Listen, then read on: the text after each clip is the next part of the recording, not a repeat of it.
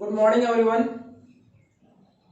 Let's continue with the third lesson of civics. That is, what is a government?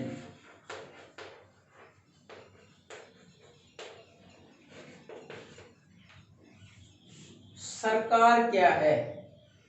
अभी आपने शुरुआत जब lesson की तो उसके अंदर बहुत सारी आप देखोगे न्यूज़पेपर की कटिंग्स डाल रखी हैं, उसमें बहुत सारे इश्यूज रेज कर रखे हैं और हर एक में कहीं ना कहीं एड्रेस कर रखा है गवर्नमेंट को, या गवर्नमेंट ने लोगों के लिए इस प्रकार की सुविधाओं का ऐलान कर रखा है। दे डिक्लेयर्ड कि what to be done.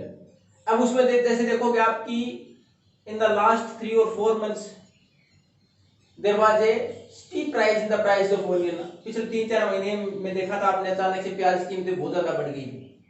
The same issue was raised in the newspaper में ऐसा इशू आया हुआ, उसमें दे रखा है कि government is doing their best to lower down the prices, there is no shortage की प्याज की कोई कमी नहीं है और कीमतें ज्यादा और नहीं बढ़ेगी।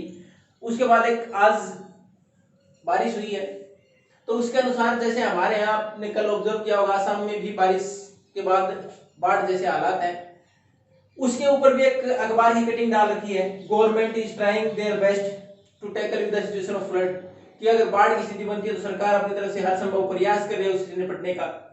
उसके बाद फिर गवर्नमेंट की तरफ से कि government is trying to provide electricity to all the sectors and everywhere, हर जगह बिजली प्रोवाइड कराने का प्रयास सरकार कर रही है। ये सारी फैसले आप देखते हो हर जगह गवर्नमेंट। ये फिर गवर्नमेंट है क्या? फिर हम गवर्नमेंट से उम्मीद ऐसा क्यों करते हैं? बाकी समाज में जब लोग एक साथ रहते हैं तो बाकी ऐसे क्यों नहीं कर सकते आपस में? क्यों जरूरत है उस गवर्नमेंट की? पहले तो गवर्नमेंट है क्या, उसकी जरूरत क्यों है? अब इतने सारे इश्यूज पड़े तो ये तो हमारे सामने क्लियर हो गया कि कहीं ना कहीं एक ऐसी व्यवस्था जो कि पूरे देश में यूनिफॉर्मिटी रखे, एक समान सारा काम चले, उसके लिए कोई व्यवस्था बनाए रखना जरूरी है और उसको हम बोल रहे हैं गवर्नमेंट, सरकार है। और वो सरकार क्या है? It is a group of people who are managing the affairs of a country और ए स्टेट। लोगों का एक समूह जो कि पूरी देश की व्यवस्था को या किसी राज्य की व्यवस्था को चलाता है, वो क्या है? गवर्नमेंट है। It is a group of the people which manages the affairs of the country or a state।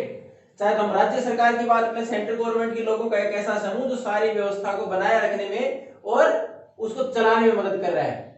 अब इसलिए हम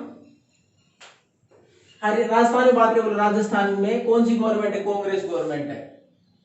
सेंटर में बीजेपी गवर्नमेंट है। गवर्नमेंट वर्ड तो स्थायी है, हम कभी भी उस वर्ड को तो नहीं बदलते, केवल पार्टी तो सरकार चलाती है उसका आगे जोड़ देते हैं।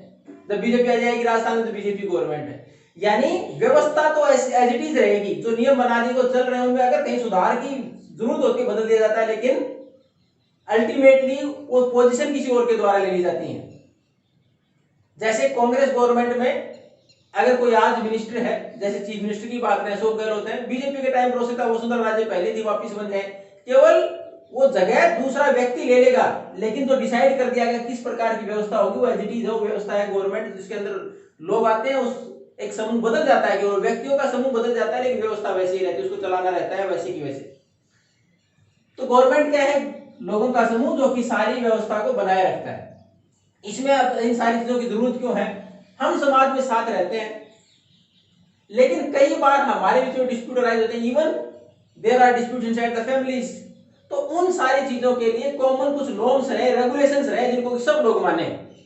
कुछ ऐसे नियम, कायदे, कानून, ऐसी व्यवस्था रहे जिसको सब लोग मानते हो, और उसको अगर नहीं मानते दैट कैन बी इम्पोज्ड, जिसको लागू भी किया जा सके। तो उसके लिए इसकी व्यवस्था की जरूरत पड़ती है कि एक ऐसी व्यवस्था जो सबको मान्य हो। अगर नहीं मान्य है, उस व्यवस्था के खिलाफ कोई जाता है, कोड ऑफ कंडक्ट कि हमारा व्यवहार कैसा होगा, हमारी व्यवस्था कैसी होगी, कैसे किस प्रकार काम करेगा, अगर उसके कोई खिलाफ जाता है then he or she should be punished, उसको सजा मिलनी चाहिए उसके अनुसार। तो उसके लिए हमने व्यवस्थाएं की। अब इसमें भी अलग अलग पार्ट है। गवर्नमेंट कोई एक पार्टिकुलर, हम अशोक गहलोत जी सरकार चला रहे राजस्थान में, तो इसका मतलब नहीं कि अशोक गहलोत जी सरकार हो गई। उसके अलावा हमारे पास डिसीजन लेने के लिए जो ग्रुप होता है, अशोक गहलोत जी ने साथ में अपने साथ मिनिस्टर बना रखे डिसीजन लेने के लिए। अब वो पार्ट जो है सरकार का, वो तो है केवल लेजिस्लेचर, ये केवल नियम बना रहे हैं। जो मंत्री हैं, ये विधानसभा में बैठ के नियम बनाते हैं, उसके बाद ये एग्जीक्यूटिव है लागू करते हैं, लेकिन उसके बाद जिम्मेवारी और भी आगे बांट दी गई। अगर उन नियमों को लागू करने के दौरान कोई इश्यू अराइज होता है, कोई डिस्प्यूट हो, तो उस टाइम पर क्या होगा, then we have to approach to the court, judiciary. तो हमारी एक व्यवस्था हो रही है। पहले तो वो लोग तो सरकार जो व्यवस्था चला रहे हैं वो सरकार है, लेकिन उसके बाद अगर कहीं भी इश्यू होता है तो उसके खिलाफ भी तो कोई ऐसी व्यवस्था होना कि वो अनलिमिटेड पावर का इस्तेमाल न करें, कि जरूरत से ज्यादा ताकत उनको न मिले। तो उसके लिए क्या कर दिया गया कि हमने एक ऑर्गेनाइजेशन, इंडिपेंडेंट ऑर्गेनाइजेशन बना दिया, जो कि डिसाइड करेगा जो लोग उस व्यवस्था के ऊपर बैठे वो सही से चला रहे हैं कि नहीं। तो उसके लिए हमने अगर कोई डिस्प्यूट अराइज होता है तो हमने क्या किया, जुडिशरी का कर दिया। यानी अगर कोई वाद विवाद होता है तो उसके लिए न्यायपालिका बना दी। अब उसी प्रकार एक ऐसी व्यवस्था तो सारे डिसीजन इसलिए ले कि हर व्यक्ति देश से संबंधित डिसीजन सारे नहीं ले सकता, नहीं उसको नॉलेज हो सकती है। अब सरकार की दूसरी जरूरत क्या है, जैसे हमारे साथ जो पड़ोसी देश है, देखो आजकल हमारे पास चाइना के साथ भी डिस्प्यूट है, उसके बाद पाकिस्तान के साथ तो जब से पाकिस्तान बना तब से चल रहे हैं। दूसरी तरफ कुछ दिन पहले नेपाल से भी हो गया, कल भूटान से भी वापिस आपने हालात देखे होंगे। भूटान ने भी हमारा जो what ever reverse originated from Bhutan and entered into India, they stop the water. उन्होंने डैम बना के पानी रोक दिया गया कि आगे नहीं आएगा। तो जो पड़ोसी देश है उनके साथ व्यवस्था बनाए रखने के लिए अगर कहीं जरूरत होती है सिक्योरिटी पर्पज से हम सेना भी रखते हैं। प्रत्येक व्यक्ति थोड़े सेना रखेगा, उसके लिए एक व्यवस्था होगी पूरे देश से संबंधित उस व्यवस्था को चलाने की जो गवर्नमेंट है, गवर्नमेंट उस सेना के तहत एक व्यवस्था के तहत सुरक्षा के तहत एक व्यवस्था का निर्माण करती है, जिसको हमने आर्मी बोल दिया, प्रोटेक्शन के लिए, सिक्योरिटी पर्पज के लिए, ताकि हम सेफ महसूस करें अपने आप को। तो ये सारी व्यवस्थाएं बनाए रखने के लिए हमें इस ऑर्गेनाइजेशन सरकार की जरूरत है। तो आगे हम इसमें लेवल्स ऑफ द गवर्नमेंट और पढ़ेंगे कि different levels of the government are also there, कि हमारे यहाँ सरकार की भी कई लेवल है। अब आप जहां रहते हैं, जैसे लक्ष्मणगढ़ की बात करें, in our locality what is their municipality, यहाँ नगर पालिका है। ये भी शासन की एक व्यवस्था है, सरकार का एक हिस्सा है।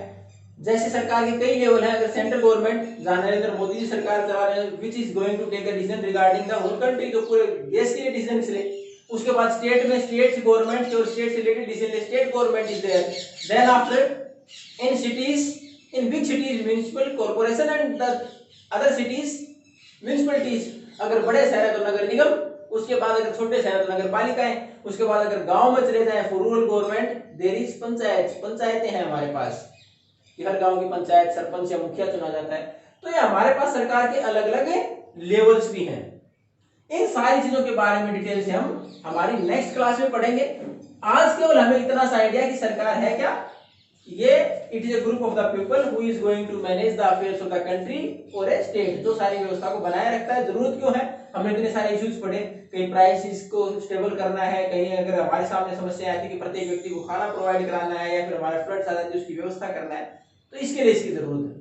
बाकी लेवल्स वगैरह उनकी जिम्मेवारियां और उसके बाद किस प्रकार ये काम करते हैं, we are going to read in the next class. Thank you and have a nice day.